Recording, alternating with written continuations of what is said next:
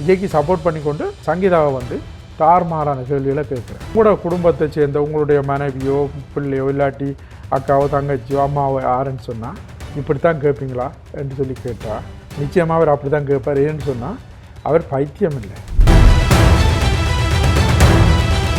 நீ உண்மையிலேயே ஆறா? உன்னை நம்பி இந்த சாவச்சேரி மக்கள் வாக்களித்து வெல்ல வச்சது. நீ எவ்வளோ பெரிய ஒரு மோசமான ஒரு ஆளுன்றதை நீங்கள் பார்த்துக்கொள்ளு. ஆனால் உனக்கு ஒரு விஷயம் சொல்கிறேன்.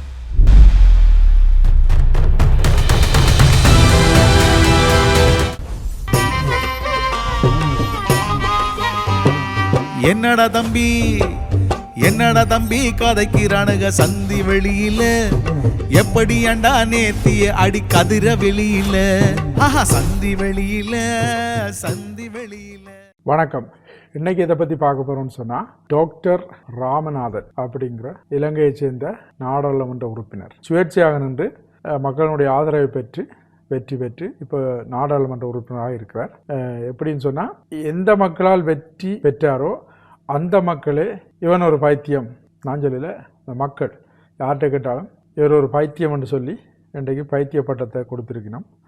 அந்த டாக்டர் ராமநாதன் இன்றைக்கு என்ன பேசியிருக்காருன்னு சொன்னால், இப்போ 2-3 நாளைக்கு முதல்ல ஒரு இதை பார்த்துன்னு சொன்னால், அவர் வந்து விஜய்க்கு ஆதரவாகவும் சங்கீதாவுக்கு எதிராகவும் அவர் கேட்குற கேள்விகள் மிக கொச்சையாக இருக்குது. இந்த நேரத்தில் நீங்கள் எப்படி செய்யலாம்?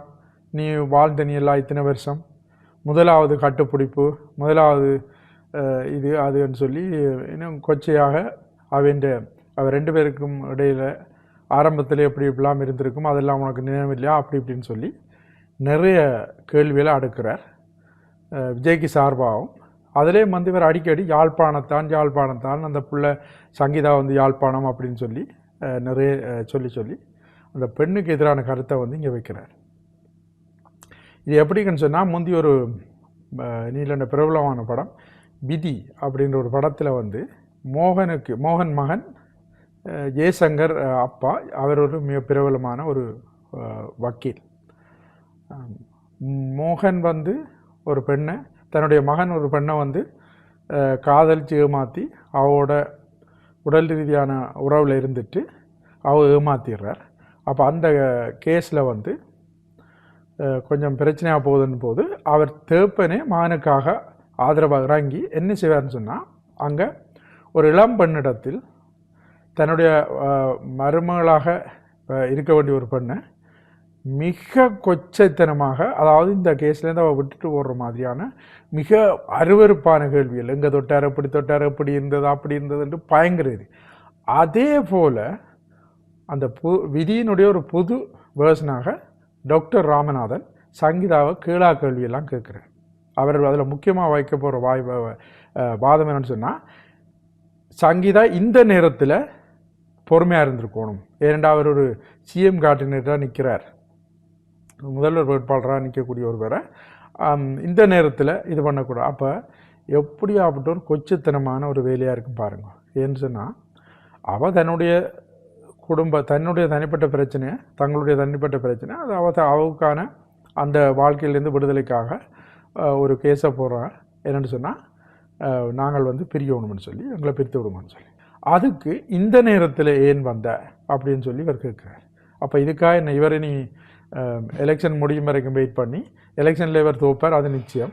அதுக்கு பிறகு இல்லை இன்னும் அடுத்த எலெக்ஷன் வரைக்கும் வெயிட் பண்ணி, அவர் முதலமைச்சர் ஆகும் வரைக்கும் நீ வெயிட் பண்ணி, அதுக்கு பிறகு தான் கேஸ் போடணுமன்ற அளவுக்கு இவர் பேசியிருக்கிறார். இவர் பேசினதில் ஒரு விஷயம் இருக்குது. என்னென்னு சொன்னால், இவர் வந்து ஒட்டுமொத்த தமிழ் தேசியத்துக்கும் எதிரான ஒரு ஆள். இவர் பேசுகிறது அனைத்துமே என்னென்னு சொன்னால், நாம் தமிழர் கட்சிக்கு இவருக்கு எதிராக இருக்கிற இன்னொரு கட்சி, அந்த கட்சிக்காரர் வந்து நாம் தமிழர் அமைப்போட கொஞ்சம் கூடுதலான நெருக்கமாக இருக்கிறோம். இப்போ அவையை எதிர்க்கணும், அப்போ நாம் தமிழரையும் எதிர்க்கணும். அதுக்கு திரும்பாதான் இந்த விஜய் என்ற இதை வந்து கையில் எடுத்து இவ்வளோ கேவலமாக பேசுகிறார். நான் உங்கள்கிட்ட கேட்குறேன், சரி உங்கள்கிட்ட கேட்க முடியாது, கேட்குறேன் அந்த கேள்வியை. இப்போ உங்களோட குடும்பத்தை சேர்ந்த உங்களுடைய மனைவியோ பிள்ளையோ இல்லாட்டி அக்காவோ தங்கச்சியோ அம்மாவோ யாருன்னு சொன்னால் இப்படித்தான் கேட்பீங்களா என்று சொல்லி கேட்டால் நிச்சயமாக அவர் அப்படி தான் கேட்பார். ஏன்னு சொன்னால், அவர் பைத்தியம் இல்லை, அவர் பயங்கர வன்மவாதி. அவர் தமிழ் தேசியத்துக்கு எதிராக ஒரு கருத்தை கொண்டு வரதுக்காகத்தான் இந்த விஜயை வந்து முன்னிறுத்தி கொண்டிருக்கிறார். இவர்கிட்ட இவர் எலெக்ஷனில் ஜெயிக்கணுமன்றதுக்காக அன்றைக்கு நான் எல்லாம் மிக கடுமையாக உழைச்சேன்னா நான் அந்த வீடியோ போடுறேன்னு உங்களுக்கு பாருங்க. கடந்த கால சாவச்சேரி ஆஸ்பத்திரி தொடர்பான அந்த ஊழல்களை தன் துறை சார்ந்து முதலில் எங்களுடைய நாட்டில் ஒருவர் அந்த பிரச்சனைகளை வெளிக்கொண்டு வந்து மக்கள் மத்தியிலே ஒரு விழிப்புணர்வை உருவாக்கி அங்கே அந்த ஊழல்வாதிகளுக்கு அந்த ஊழல் மருத்துவர்களுக்கும் அந்த அதிகாரிகளுக்கும் ஒரு பெரிய ஒரு பிரச்சனையை அவர்தான் முதலில் கொண்டு வந்தார். அப்பொழுது அவருக்கு அரசியலுக்கு வரவோணும் என்ற ஒரு எந்த விதமான நோக்கமும் இல்லை.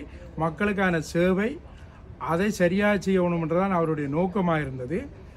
காலச்சூழல் என்று அவரை சிறைச்சாலையில் இருந்து கொண்டு வந்து தேர்தல் களத்திலே வந்து நிப்பாட்டி இருக்குது.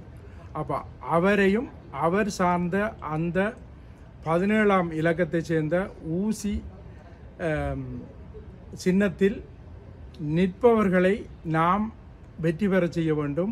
அவர்கள்தான் புதியவர்கள். இதுவரைக்கும் எந்த அரச பதவிகளையோ எந்த அரச சுகங்களையோ அனுபவித்தவர்கள் கிடையாது. நிச்சயமாக அவர்கள் வெற்றி பெற்றால் அவர்களை நாம் நேரடியாக சென்று சந்திக்கலாம், எங்கள் விஷயங்களை சொல்லலாம். நாளைக்கு அவர்கள் புலவிட்டால் தட்டி கேட்கக்கூடிய அளவுக்கு அவர்கள் அடிமட்டத்தில் தான் இருக்கிறார்கள். அவர்களுக்கு எந்த அதிகாரமும் இல்லை.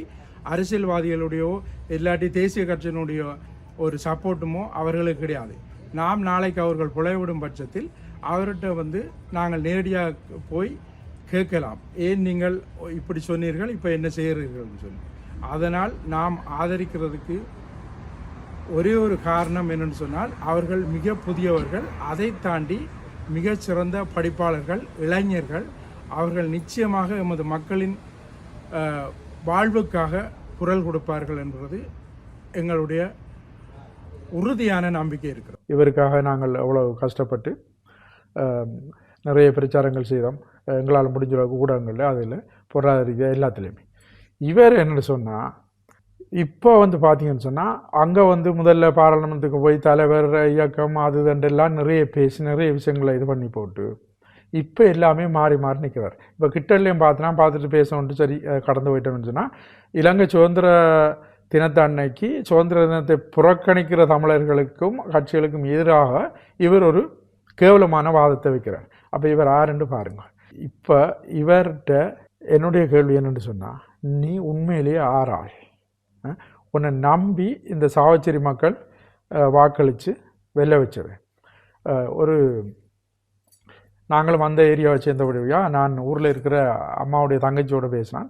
அப்போ அவட்ட கேட்குறேன், அன்றி எப்படி நீங்கள் இவருக்கு போடலாம் தானேன்னா, அவள் என்ன வார்த்தை அண்டே சொன்னோன்னு சொன்னால் எனக்கு அது பயங்கர கோபமாக இருந்தது. அவனோட அவன் கிடக்கிறான் பைத்தியம் அப்படின்னு.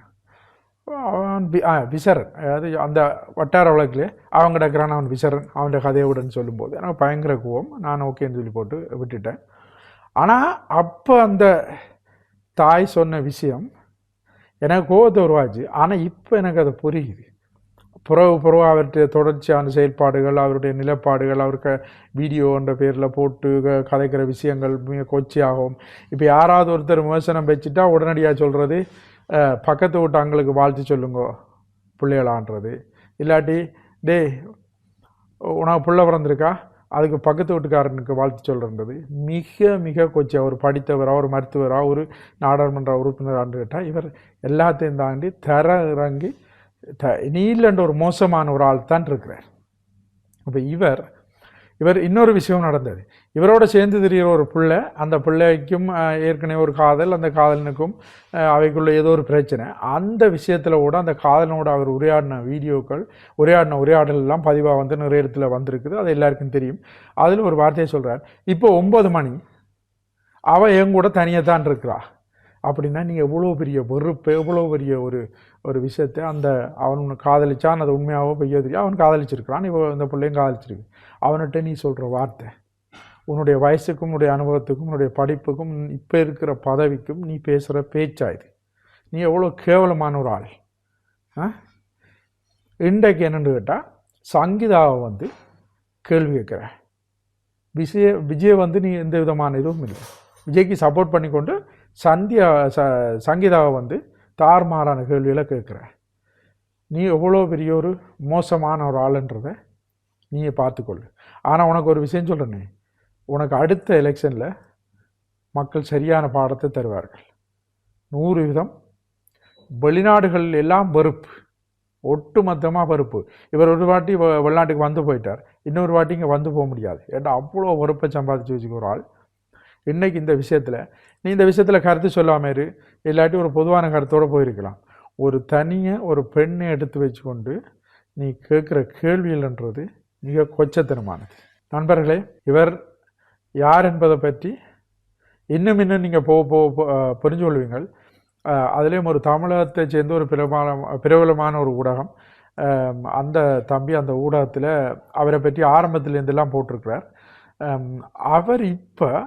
அவர் கொஞ்சம் விஜய் சார்பு.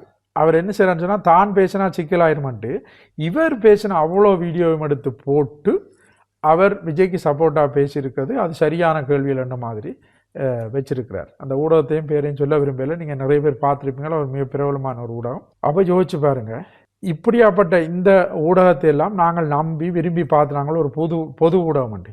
இப்போ நீங்கள் எல்லாம் வந்து யாராக்கள் ஒன்றா வெளிச்சத்துக்கு வருது.